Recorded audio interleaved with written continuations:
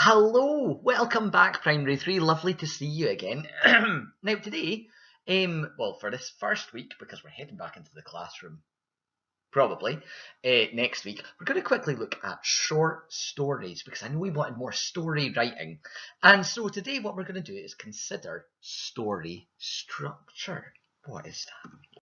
Well, some stories can be shocking. Some stories can move us. They make us feel quite sad, quite emotional. Some stories are terrifying. And sometimes they're just really funny as well. But they all have one thing in common.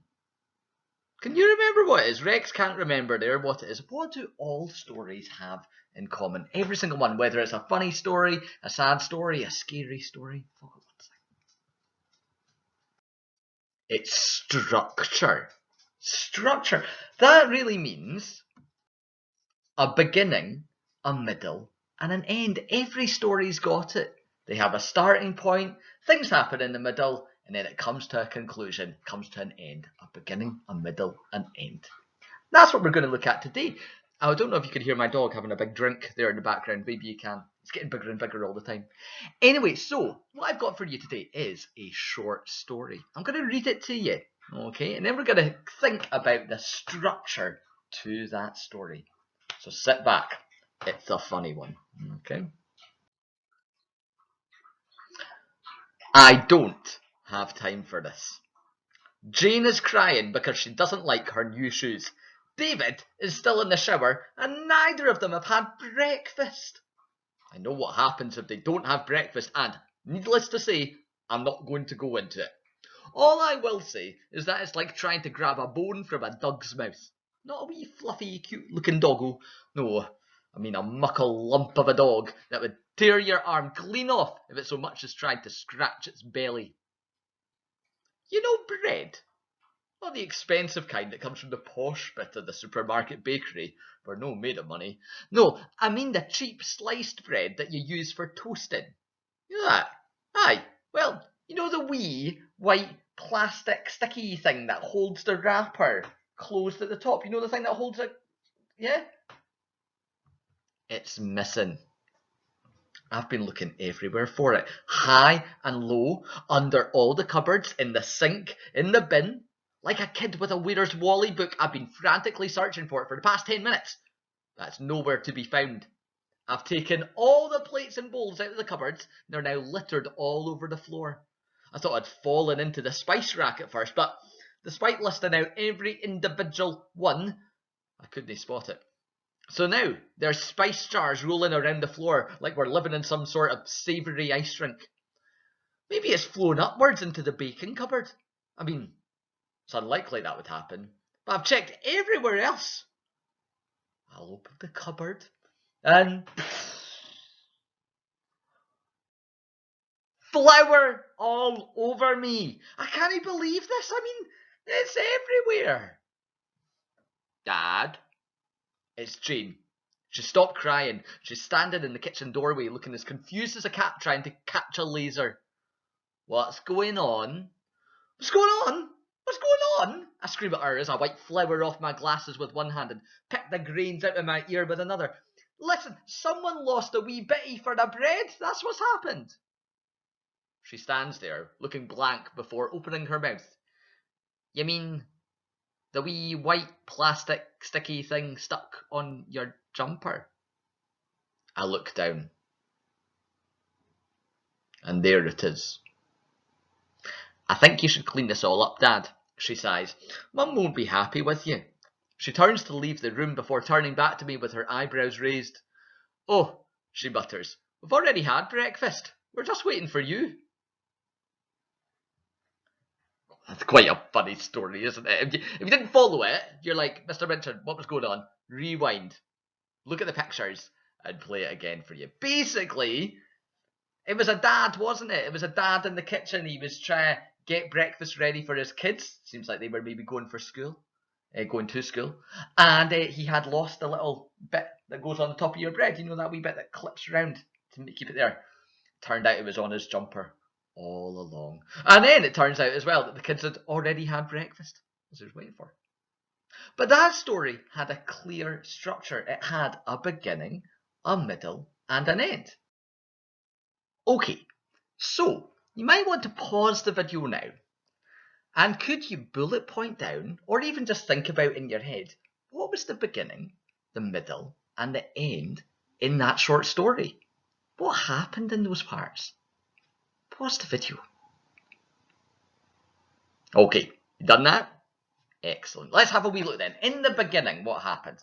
Well, we were introduced to the characters, Jane, David, and it was a dad, wasn't it? Getting everything sorted there. Yep. And we're told what the problem is.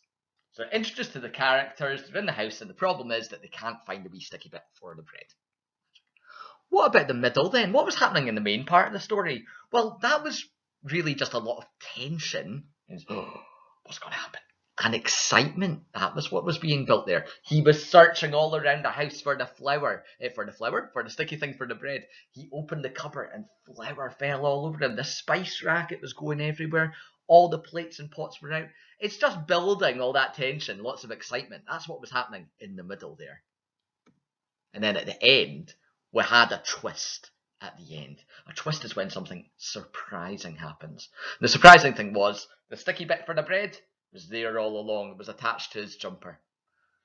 So we were introduced to the characters, tension and excitement was built, and then there was a twist. That was the beginning, the middle, and the end. And so today, that's what we're going to do. Our learning intention is to consider the structure of a short story. We've done that. We've talked about beginning, middles, and end. That's a structure. And the task I'm going to set you is to create 3 short story structures with a beginning, a middle, and an end. Now, can I be so clear here? I'm not asking you to write 3 short stories. You'd be there for days. I'm not asking you to do that. Just the structures. The beginning, the middle, the end. I'll give you an example in a bit. Okay? Success criteria. You need to think of a twist. Something unexpected. Something that's going to make us laugh. It might be an idea in your success criteria to work backwards, to start at the end and work back the way to the beginning. You could do that. I want you to bullet point the beginning, the middle, and the end. Listen, if you're like Mr. Minchin, I don't understand this. I know it's difficult to teach writing this way. I've got an example.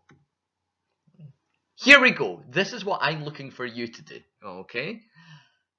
My beginning. A man goes out into the cold to scrape his car clean of snow and frost. Sure, we've seen mums and dads and parents and carers doing that at the moment. Hey, going out into the snow, you've got to scrape all the snow off the car. In the middle, it starts to snow more. The man has to work really hard to clean the car. He's becoming quite frustrated. It falls over in the snow, maybe. It's coming down harder. As soon as he scrapes the window, there's more snow on it.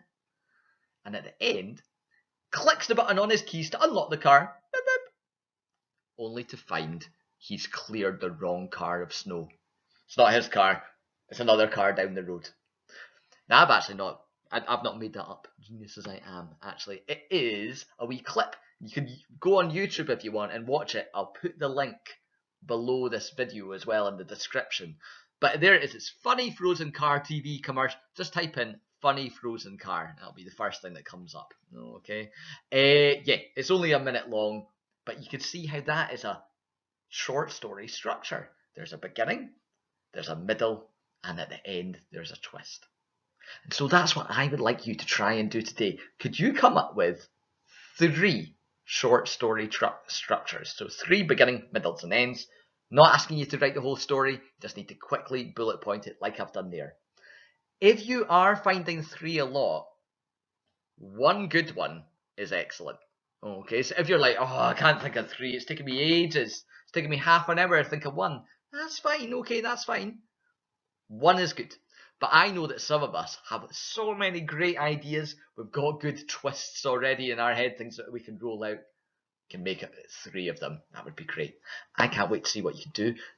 Would love to see them on Teams so I can give you a wee bit of feedback. And we're going to try and use your story structures later this week. Okay? Any questions? I'm always there to answer them. See you later.